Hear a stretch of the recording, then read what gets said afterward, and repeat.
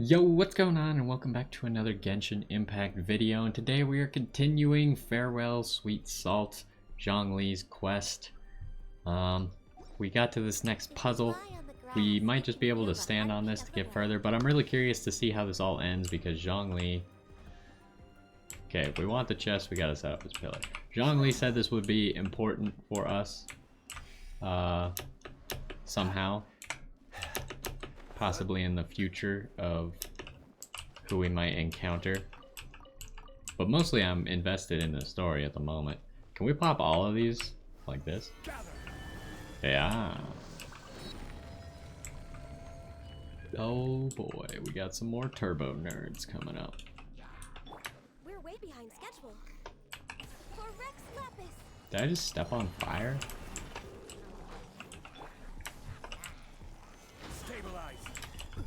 Also, have we decided to tell, like, I guess everyone joining our team isn't really part of the story, but like, should we tell Ganyu at some point that she's directly working with Rex Lapis and he not dead? Seems like it might be valid or valuable information.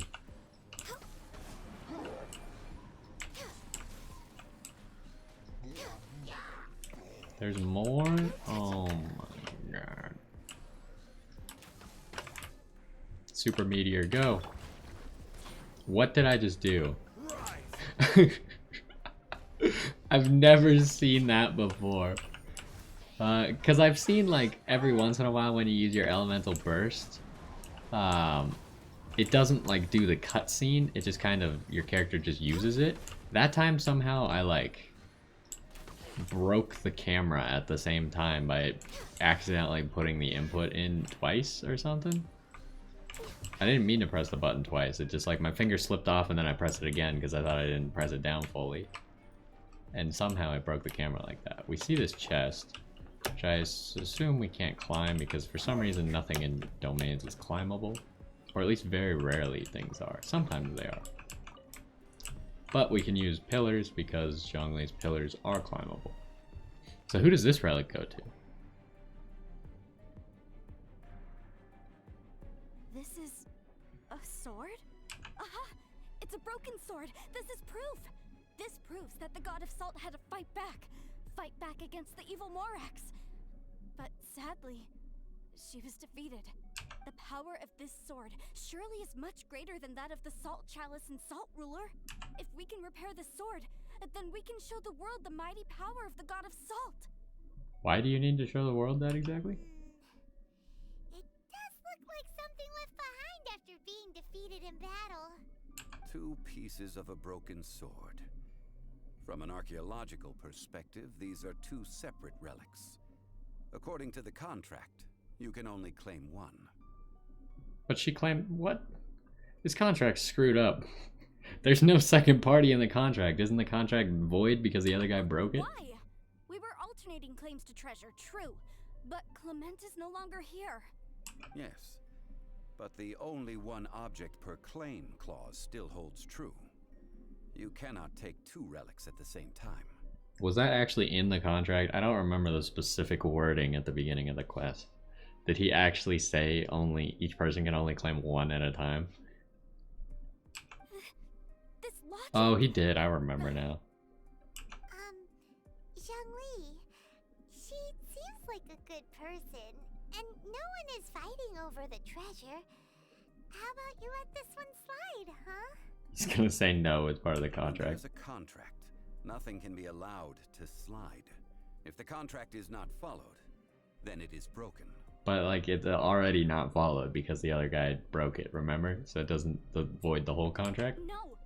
If I only take 1/2, then it can't be repaired, and the power of the god of salt cannot be restored. It's not a whole sword anyways. It's like a 1/4 of a sword and then a 1/3 of a sword. That doesn't make a whole sword. No matter what, I must be faithful to her. Even if it breaks the contract, I don't care. What is wrong with you? So you are already decided? Then there is a price to pay for breaking the contract. Is this just how we do business now? We just like let people break contracts and we beat them up? That is to say, you consign yourself to suffer the wrath of the rock. That's okay. The God of Salt gave up her life to protect her people. My sacrifice is nothing compared to that. Why? You don't need to sacrifice. Like, it accomplishes literally nothing. If you know you can't win, why would you try to win? Like, wouldn't you accomplish way more by just taking half of the relic and leaving? Or even taking none of it and leaving would accomplish more. Punish me however you want. Just let me take this proof of my faith. No, you can't hit her! Did we let the other guy take the ruler? Is that why this doesn't make any sense? Like, we beat him up, but then he took it anyways? Because he technically couldn't have broken the contract unless he took it, right? Which means that we let him take it, beat him up, and then he just walked out with it. Because if he didn't take it, then he wouldn't be breaking the contract. This doesn't make any sense. That punishment would be easier for her. But, as punishment, I will tell you the truth. Oh god. Huh? The truth? You mean the truth is my punishment? Yes. The truth that I am about to tell you shall be your price to pay for breaking the contract. I'm afraid to say that the god of salt, Havria, was not the powerful god you imagine her to be. Rather, she was a small and weak god who yielded to all other gods. When it came to war, she lost, never able to win a seat among the seven. What? During the Archon War, the gods of this world used all their strength and cunning to vie for control of Tevat. But Havria instead chose to flee. She thought that by giving up before a fight could start, she could save herself and her people from the war. However, during such a long war, there is no end to the advances of aggressors. After making countless concessions, Havria lost all of her lands, until only one small haven remained. No. No. It can't be so. I don't really get how this is a shocker. Like, couldn't they have already deduced that by the fact that all of her people were holed up in this cave? So obviously she wasn't strong enough to win the war if she was hiding in a cave. In her last days, she had not even a single blade to defend her people with. Not even a single blade? Then... this sword...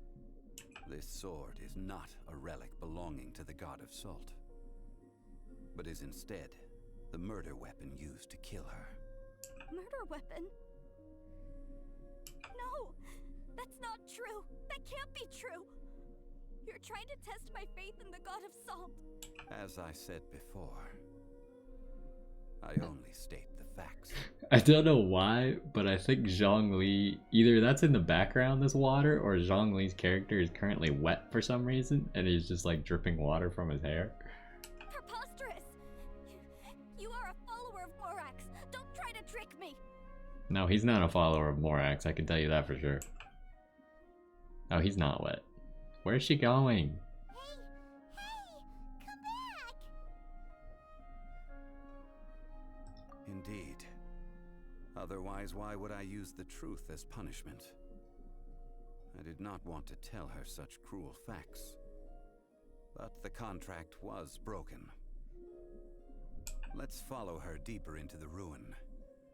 There, I fear, we will find something that will leave her no choice but to face the truth.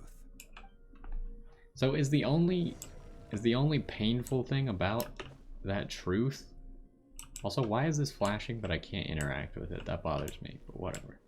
Is the only painful thing about this truth that the god of salt is weak? I feel like the followers of the god of salt could have figured that out by the fact that she didn't win. And they already knew that. But maybe they thought... Well, I guess she did say at the beginning that she was like assassinated. Statue thingies running? we find ahead? Salt. And betrayal. Okay. Well, like, I guess she did say that the god of salt was supposedly assassinated, which could mean that they believe that she was actually strong. She just somehow got tricked into losing. Okay, I don't want to fail this, so I'm gonna use the pillar. You're telling me that archaeology lady just like jumped this or walked on these tree roots? That seems like a bad idea, but whatever. He seems to be fleeing from something, no doubt, suspecting that something terrible was afoot. Well, it seems like all of our suspicions about the God of Salt are probably true.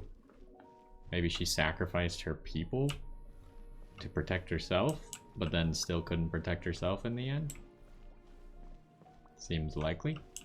But I don't know how killing them protects herself. But that part doesn't really make any sense yet, but we'll get there. Any secrets before we go talk to the lady? Don't accidentally fall down there, because I don't think you can get back up if you go down there. I feel like you could get it up there, but there might be an invisible wall. Like, you could definitely do it with a well-placed Zhongli pillar, like right there. You'd probably make it. There might be an invisible wall that could lead to my death. So there's probably nothing up there.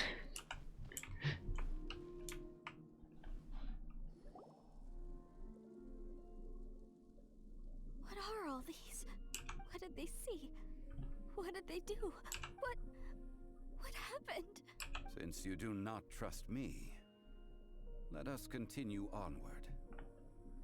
That which lies beyond this door will show you all that happened back then. Also, why, if we were going based off of the rules of the contract earlier, why did we, like, did she get the ruler or not get the ruler? It's the part I don't understand. Because that other, the Fatui dude didn't break the contract if he didn't take the ruler, technically. Even though he said he was going to break the contract. Saying you're going to break the contract is not breaking the contract. Only doing the act that breaks the contract is breaking the contract. She didn't take the sword, so... or both parts of the sword, so therefore she did not break the contract. Because the sword was still there.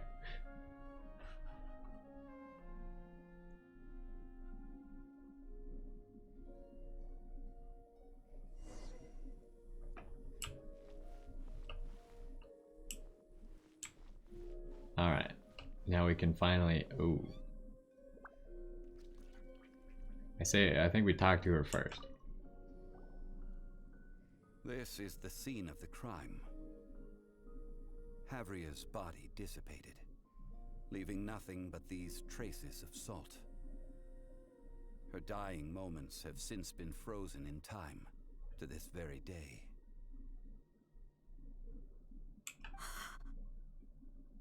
The story continues that some among her people realized at last that this gentle, kind, but weak god could never protect anyone in wartime.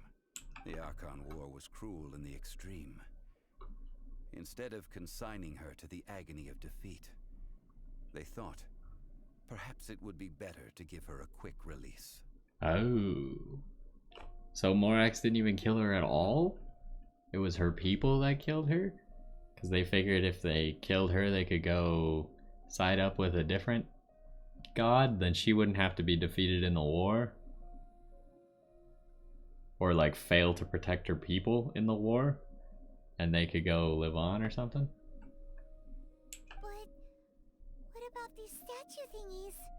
No matter how weak the god, the power that flows forth when they are slain is beyond the strength of mortal coils to bear. Those who could not flee were thus transformed. Those of her people who were untouched by this disaster left for Liyue, where they sought refuge with Rex Lapis. Their descendants feared Havria's remnants and lived in terror that she had laid upon them an eternal curse. So they risked their lives to come here, to break the sword and offer up obeisances in hopes that her anger might be appeased. Oh, okay. I was gonna ask why the relics were like put up like that. Because obviously someone had to come back here to do that. They couldn't have done that while right after killing her, probably. But they need not have done so. For how could a god who had never once resisted, even till the end, nurse hatred for her people in her heart? Even if this is so, I can't. This must be a lie. A false history, all of it. Don't you dare try to shake my faith. I mean, you could still like worship the god of salt. She's just not that cool. Zhongli didn't show any mercy this time either. This is the price she must pay. Yet I would not call it a bad thing. Judging by how she appeared, I fear that she will struggle for a time. But even if she may not escape that struggle immediately, simply recognizing the truth is good enough for now.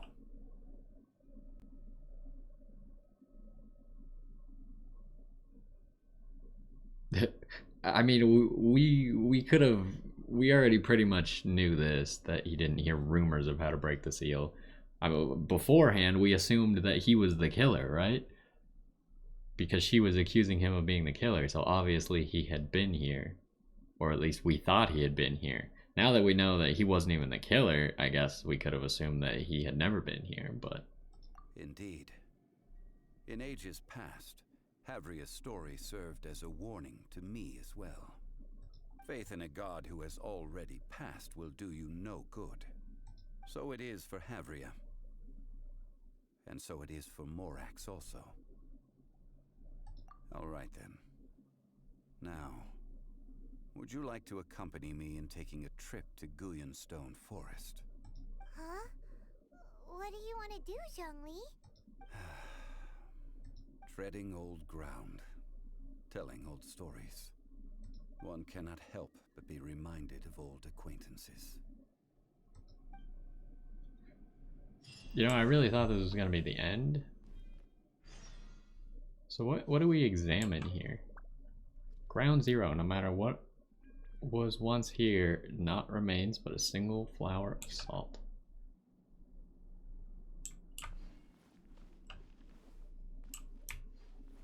Is there anything else here besides the chest? Some books.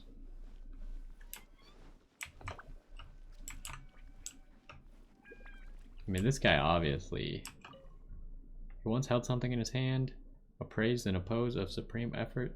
This must be the one who killed her.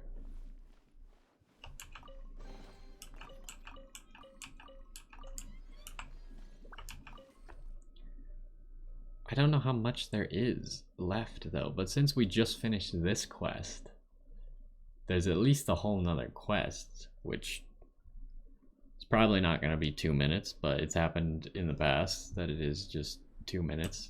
But either way, I think that's going to do it for now. We'll go ahead and check out where we need to go next, right here in Guyonstone Forest.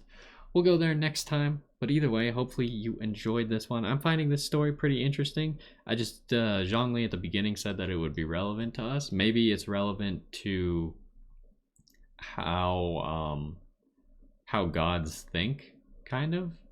That's the only thing I could think that's relevant for us in the future, is to like kind of getting an insight as to how gods think and want to protect their people and stuff. Because otherwise it doesn't really make any sense at the moment, because I thought we were going to get info on like a specific god, but that doesn't appear to have happened. But either way, that's going to do it for now. Hopefully you enjoyed, and I will see you next time.